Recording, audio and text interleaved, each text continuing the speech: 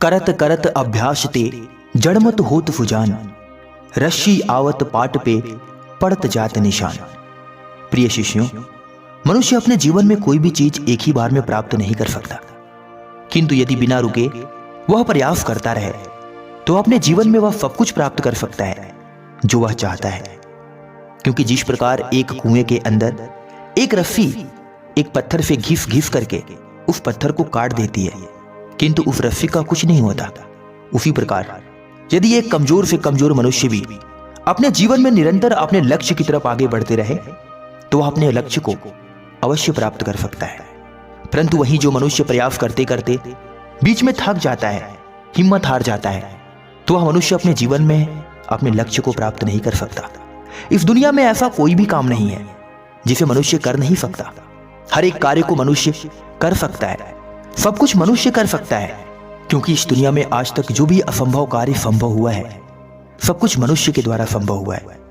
किसी ने कल्पना भी नहीं किया था कि मनुष्य आसमान में उड़ेगा, किसी ने कल्पना भी नहीं किया था कि मनुष्य चांद पर जाएगा, किसी ने सोचा भी नहीं था कि मनुष्य एक स्थान पर बैठकर दूर से बैठे लोगों से बात कर पाएगा, किसी ने नहीं सोचा था। ना उम्मीद होने वाली चीजें उम्मीदों में बदल गईं, ना पूर्ण होने वाली चीजें पूर्ण हो गईं, असंभव सी लगने वाली चीजें संभव हो गईं। सब कुछ संभव है, सब कुछ किया जा सकता है और सब कुछ पाया जा सकता है, परंतु सब कुछ करने और सब कुछ पाने के लिए मनुष्य के अंदर दृढ़ संकल्प होना चाहिए, खुद पर विश्वास होना चाहिए, खुद की शक्तियों पर विश्वास होना चाहिए। जो मनुष्य खुद की शक्तियों पर विश्वास करता है वही मनुष्य अपने जीवन में असंभव लगने वाली चीजों को संभव कर पाता है। इस दुनिया का ऐसा कोई कार्य नहीं जिसे मनुष्य कर नहीं सकता, हर एक कार्य को मनुष्य कर सकता है। मनुष्य के अंदर वो सर्वशक्तिमान शक्तियां हैं जिसके दम पर वो किसी भी कार्य को आसानी से कर सकता है।